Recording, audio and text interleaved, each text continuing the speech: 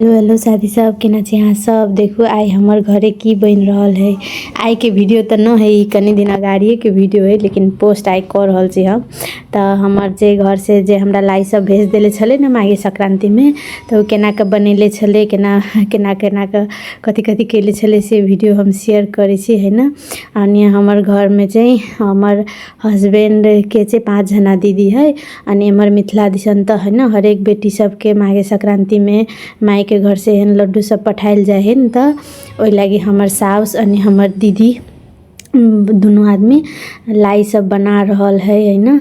अनि देखो ई पाक रेडी करे है, एकरा कहे गुड़ द के बनबैत रहे ने, तो पाक रेडी भ जाइत रहे।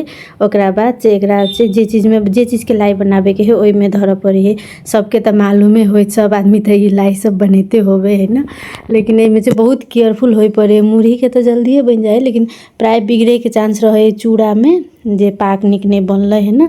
आ मम्मी सब बच्चा में हमरा सबके कहे छले चुप चुप कह के, मतलब बेसी बजा नहीं दे छले, हल्लो कर नहीं दे छले है ना, ई लाई बनाबैत काल की बिगड़ जते कह के। अनि साँझ में बनबै छले आ रात में नहीं खाला दे छले, एक बार भोरे नहा सुना के खाए के। वेट ओते तलिक वेट रात भर मात्र वेट करना लगे छले कि कितने बड़का टाइम है, जिते बच्चा के याद से है ना, सब जना केहन होइत होते कि मतलब केना के खाओ कह के। और लाई सब तो पहला दिन छुबो नहीं करे छलिए, खाली कथी कहे है तिल के लाई सब मात्र खाए छलिए।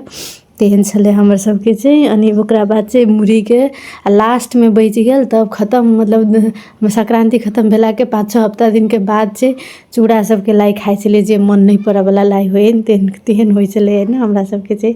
आ तिल के लाई तो कते चोरा चोरा के खाए छलिए। कहलो जाए ने कि जेकर देह में बेसी तिल रहे तो ई चोरा के लाई खेले होते कह के। एंड हमर एहने बच्चा के बहुत मेमोरी सबके हैत है ना। बेर देखो हमर घरे एते ज्यादा लाई बनेल के मम्मी आ दीदी मिल के दिन के लगल, एके बेर रात भ गेल छले, 8-9 बज गेल छले। एंड आप सब जना के लागी पैकिंग भ रहल है, 5 दीदी लागी, दुनू बेटा लागी है ना। हम कहले चलिए तो हमर लेल से एक्स्ट्रा तिल के लाई बेसी बना के मम्मी भेज दिलके है।